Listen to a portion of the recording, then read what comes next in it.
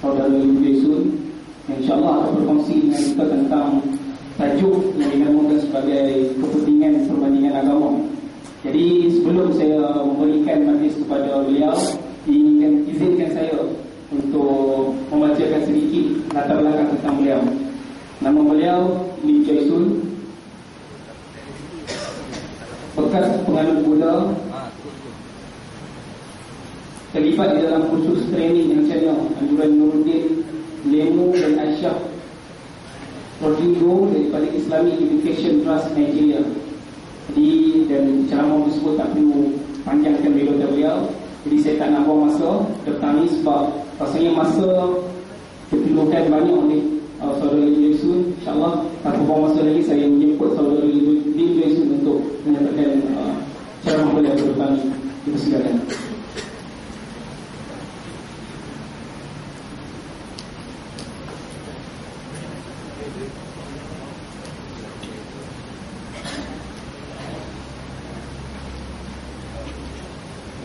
Bismillahirrahmanirrahim.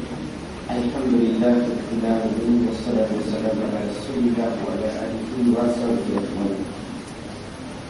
Rabbi shrah li sadri wa yassir li amri wahlul 'uqdatam min lisani yafqahu qawli.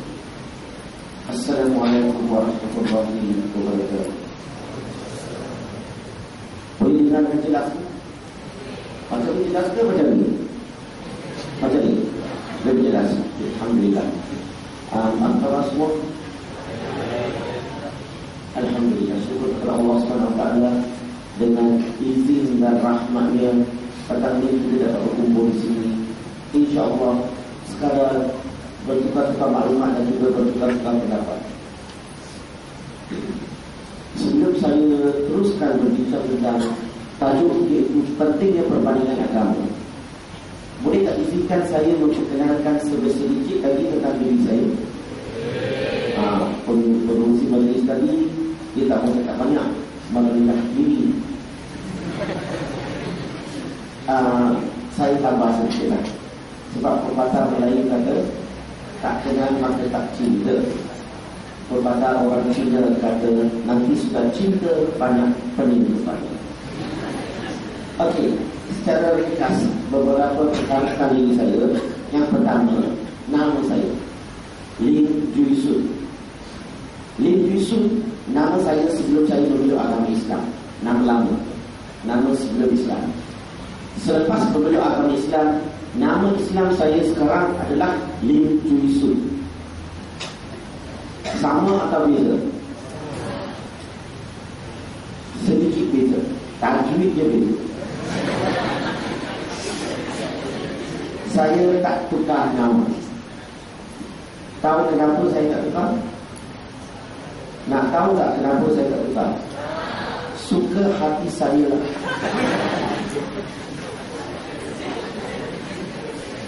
Saya tak tukar nama. Salah satu sebab yang utama adalah masyarakat di Malaysia mempunyai kefahaman tentang nama Islam amat berbeza dengan saya. Ada tempat lain.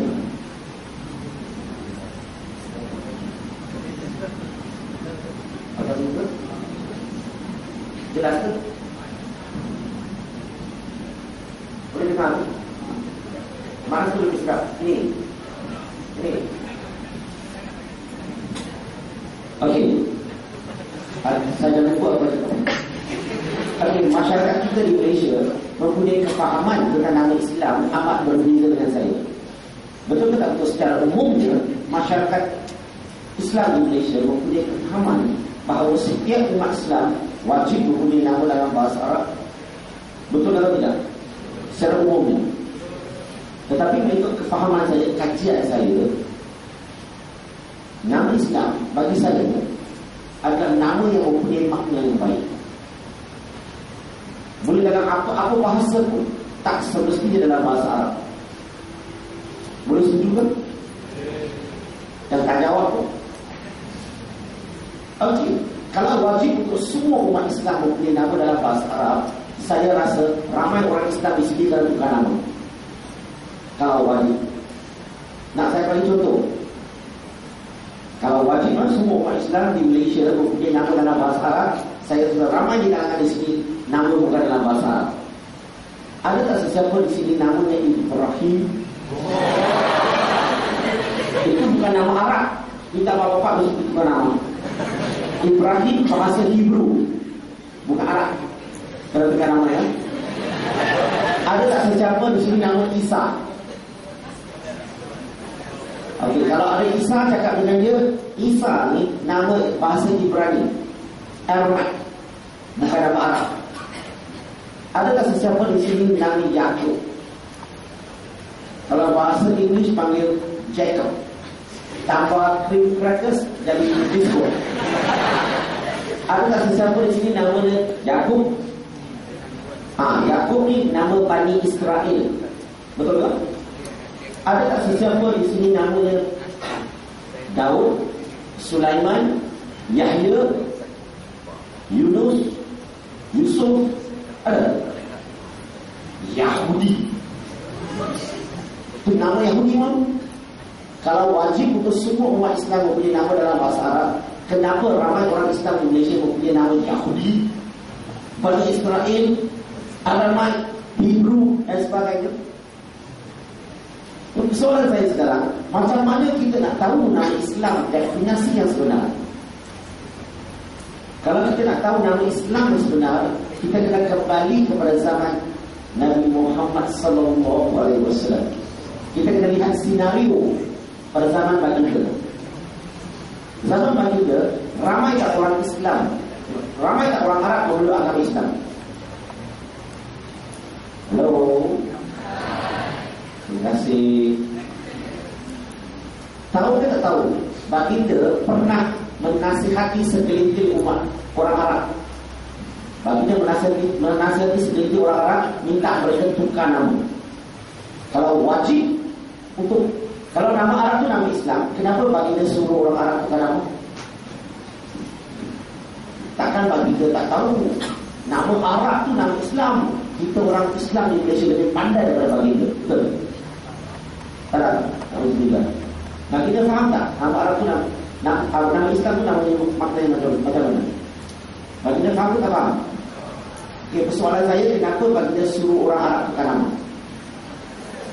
Sebab makna atau maksud yang tidak baik. Betul atau tidak? Dalam lain perkataan, nama Arab pun tak garanti nama Islam. Nama Islam, nama yang mempunyai makna yang baik, boleh dalam apa-apa bangsa itu. Setuju atau tak setuju? Masih baik, you setuju.